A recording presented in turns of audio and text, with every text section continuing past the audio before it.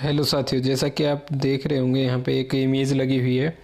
ये है आपका एयरक्राफ्ट जिसका नाम है MiG-21 बाइसन, जिसे बोला जाता है भारतीय एयरफोर्स का कॉफिन यानी ताबूत है। ये बहुत सारे एक्सीडेंट हो रहे हैं इंडियन एयरफोर्स में, और इन सब में जो मुख्य रूप से सामने आ रहा है वो क्रैश होता है हर बार MiG-21 बाइसन। इस बार क्या हुआ कि एक ग्रुप कैप्टन है, वो उनकी जान चली गई, वो शहीद हो गए हैं। MiG-21 बाइसन क्रैश कर गया है ग्वालियर के पास टेक ऑफ करने के बाद। ठीक है, तो हम आज इसके बारे में जानने वाले हैं। मैं हूं आपके साथ विवेक पांचाल। तो चलिए आगे बढ़ते हैं। तो देखो, ये इमेज देख के आप समझ सकते हैं कि कितना बड़ा हादसा रहा होगा। तो MiG-21 बाइसन ना एक जैसे ताबूत कह सकते हैं हमें भारतीय एयरफोर्स के पायलटों के लिए।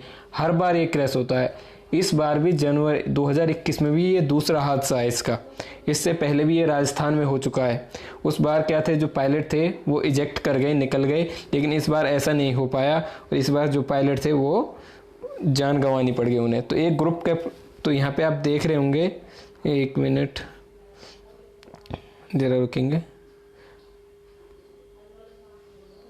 तो यहाँ पे आप देख रहे हैं, ये नाम है, ग्रुप कैप्टन है इसके भारतीय एयरफोर्स के।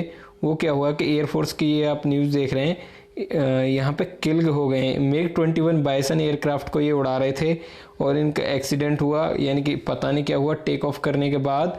अब इसके लिए कमेटी मतलब जांच करा रहा है एयरफोर्स, और ये हुआ है ग्वालियर के पास। ठीक है ना, ग्वालियर में वेडनेसडे की बात है।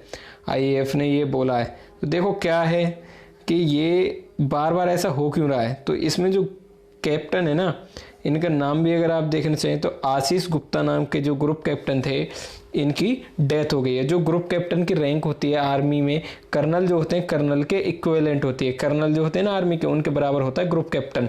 ठीक है ना। तो ये आप जो इमेज देख रहे हैं, ये है MiG-21 बाइसन, जो कि एक रशियन एयरक्राफ्ट है, यानी रूस से हमने खरीदा था। एक समय पर ये भारतीय एयरफोर्स के बैकबोन हुआ करता था, रीढ़ की हड्डी, लेकिन अब बहुत पुराना हो चुका है। मेंटेनेंस भी इसका सही कर रहा है एयरफोर्स, लेकिन क्या कारण है उसके विषय बार बार यही हो रहा है। अभिनंदन का आपने केस सुना था ना, अभिनंदन, वर्धमान अभिनंदन, जो कि बालाकोट एयर स्ट्राइक के बाद जो बोलते हैं डॉग फाइट हुई थी पाकिस्तान के F-35 के साथ। तो उसमें जो अभिनंदन के पास था वो MiG-21 बाइसन था, जो क्रैश कर गया और अभिनंदन को इजेक्ट करना पड़ गया था, पाकिस्तान की साइड पहुंच गए थे। तो ये न्यूज़ थी।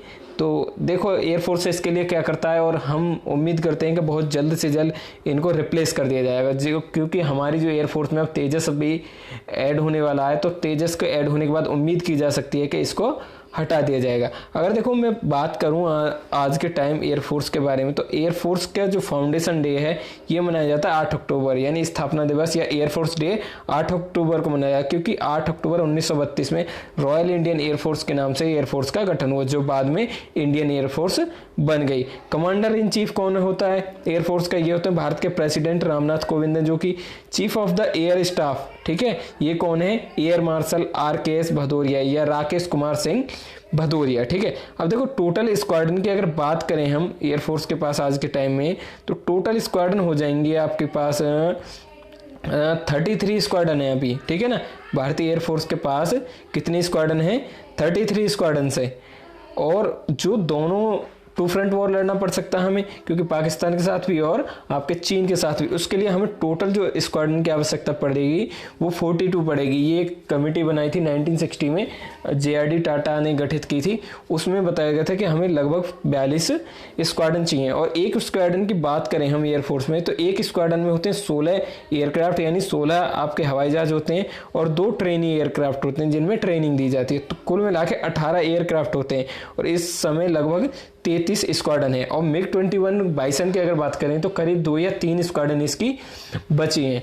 अभी हमारे पास कई सारे एयरक्राफ्ट हैं, जैसे कि सुखोई 30 MKI है, MiG-29, मिराज 2000 जैगवार है, राफेल भी आ चुका है, तेजस भी ऐड होने वाला है, और आपके कुछ हेलीकॉप्टर्स भी हैं। लेकिन हम उम्मीद करते हैं कि जल्द से जल्द इस तरह की जो तस्वीरें हैं हमें फिर से नहीं देखने को मिलेंगी। तो इसी के साथ आज की इस खबर को करते हैं यहीं पे समाप्त। जय हिंद साथियों, आप चैनल को सब्सक्राइब भी कर लेना। ठीक है, और आपको कमेंट बॉक्स में ये बताना होगा कि आर्मी डे कब मनाया जाता है, जो आर्मी की स्थापना हुई थी वो किस दिन हुई थी।